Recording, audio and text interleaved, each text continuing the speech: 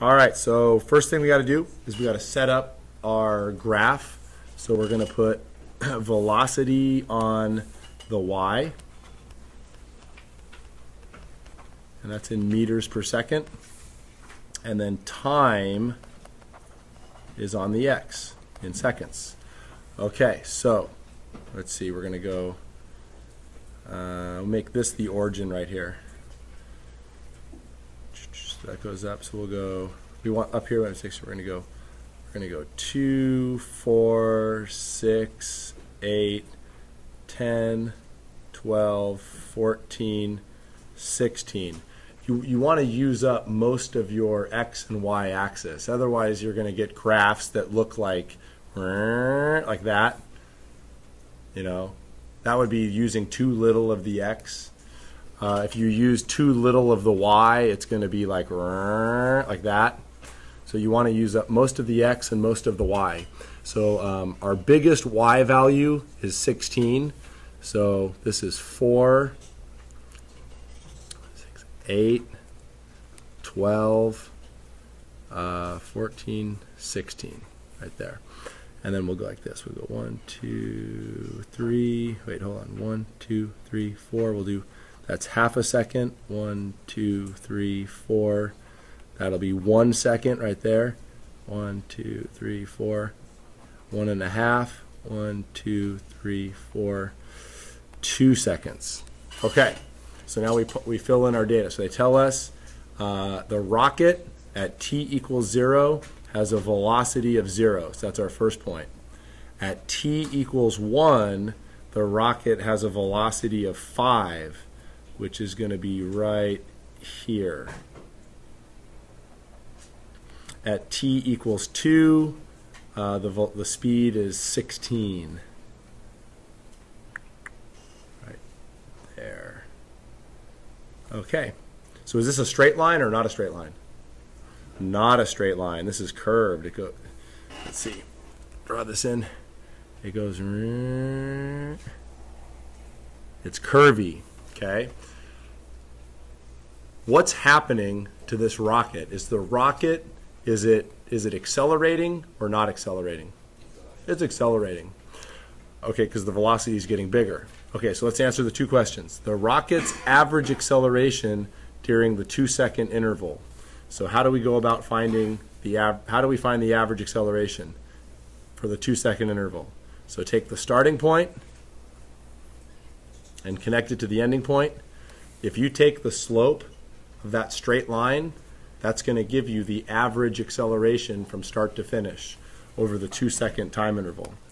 Okay, so for part A, we go acceleration is change in velocity over time.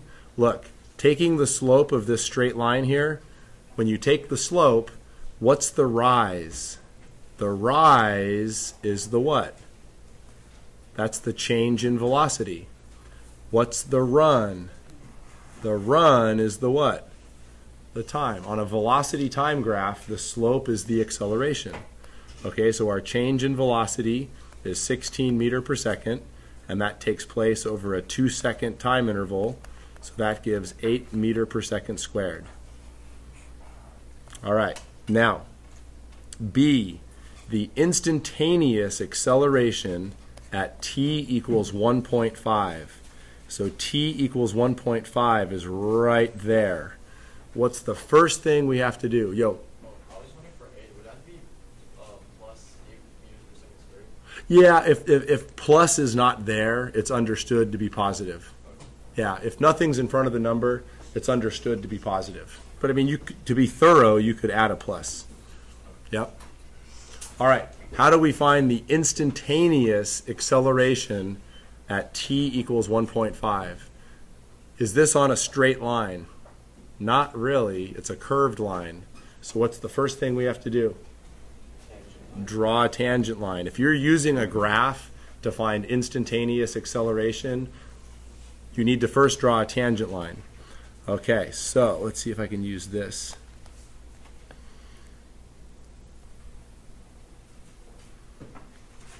Something like that.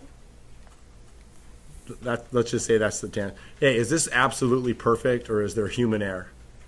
there's going to be human error here. So if your answer varies a little bit, that's why. So do the best you can. Draw in your tangent line and then take the slope of that tangent line. So here's the rise. I just, for a straight line, you can use any 2 points. So the rise there is, let's see, from 5 to 12 is 7.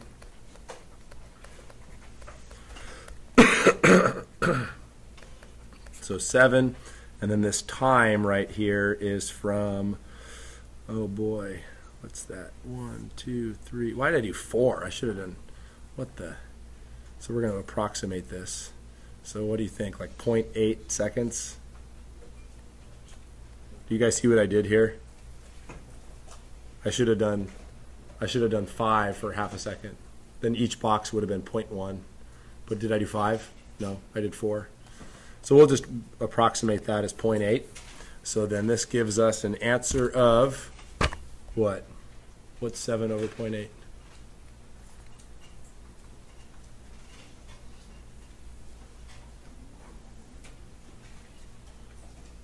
What did you get? 8.75? Okay.